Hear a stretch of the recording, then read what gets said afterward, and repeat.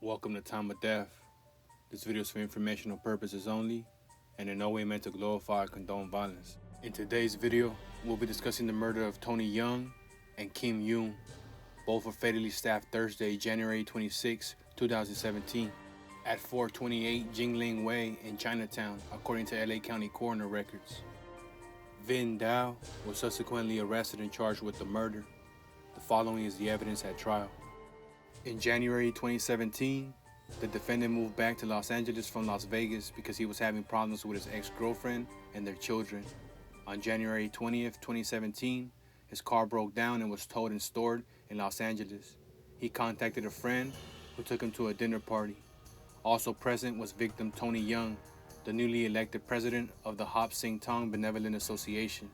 1 week later, in the early afternoon of January 26, 2017, the defendant sat at a table and ordered food at the Plumtree Inn restaurant in Chinatown.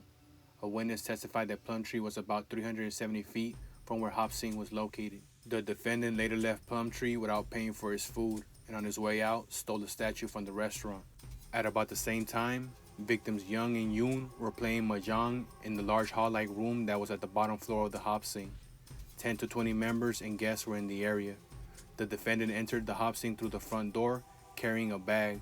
He walked to the back door where he placed the statue stolen from the plum tree. An eyewitness testified that Yoon told the defendant to leave.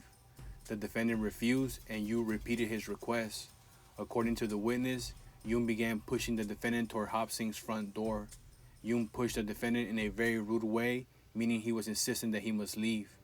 At the door, Yoon angrily argued with the defendant and told him to leave. Yoon and the defendant continued to argue at the front door for about a minute.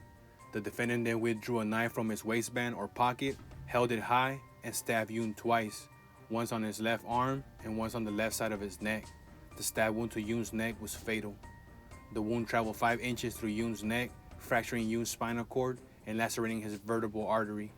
As the defendant attacked Yoon, Young fled towards the stairwell. The defendant then chased Young and stabbed him 7 times in his neck and chest, also fatally wounding Young. The defendant ran out of Hop Sing's back door and crashed into a trash bin near a woman and her daughter. The woman saw the defendant holding a 9-inch long sheathed knife. The defendant appeared to be bleeding and the knife was dripping blood. He told the woman that he had cut himself and then he ran toward a nearby alley. Police observed a trail of blood in the direction the defendant ran.